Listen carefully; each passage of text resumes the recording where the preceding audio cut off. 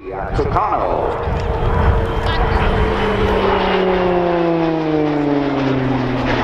1,150 shaft horsepower Garrett. As I say, it's a reverse flow jet engine. Laminar flow wing, good rate of roll, as you can see there. Dave Kirby always has a very, very good show, based on a Brazilian Embraer 312. It really is a lead-in, as I say, to the fast jets, but it's much, much more economical to run than a pure jet. But of course it does have the advantage that it's a single lever power operation, unlike the piston engine aircraft where we have mixture as well. It's also, as you said, tandem cockpit, and the cockpit is designed to look very much like the later aircraft. Yeah, and it will do 300 knots. It can handle all the basic general flying that the Air Force needs, formation flying, low-level flying.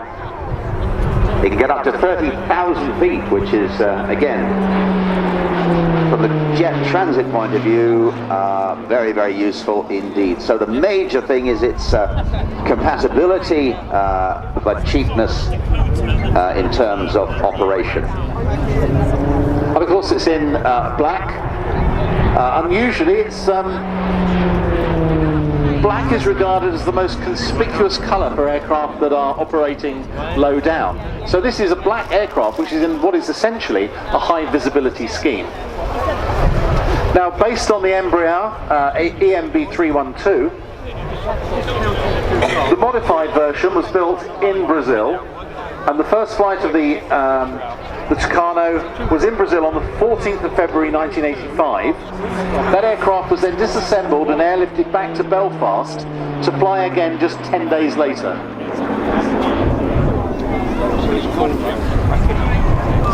Built by Shorts at Belfast. Of course, Shorts have a very long history going back to before the First World War, when the Short brothers were building aeroplanes up on Lee Marshes. They always remind me of the of a jet or a jet prop version of the Zlins from back in the 1970s, the Zlin 526, 726. Yes. In terms of overall look, but obviously significantly greater performance, and very, as you can see, aerobatic.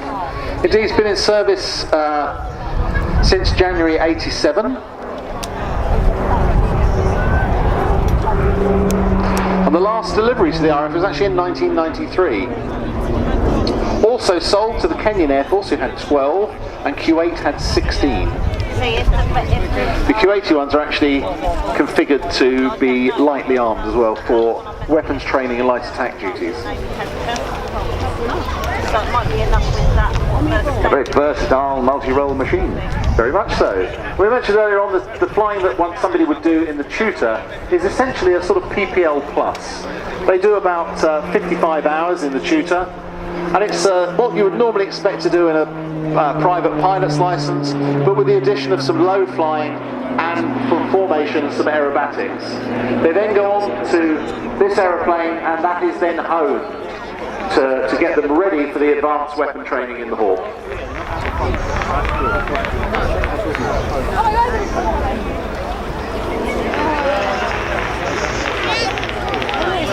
The students will fly about 130 hours in the Tutor, in the Tucano.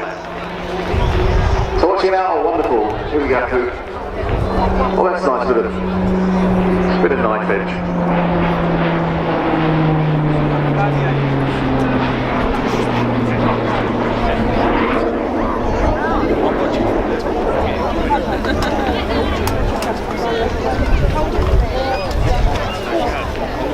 Curbs does fly a very, very tidy display. It's very nicely flown.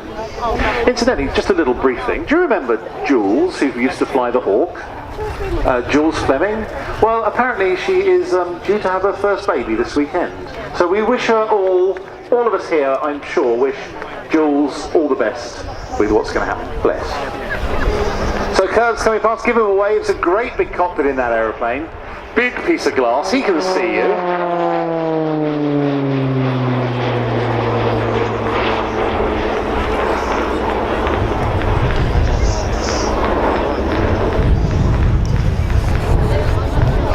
So that was Dave Kirby in the RAF Tucano, please give him a round of applause.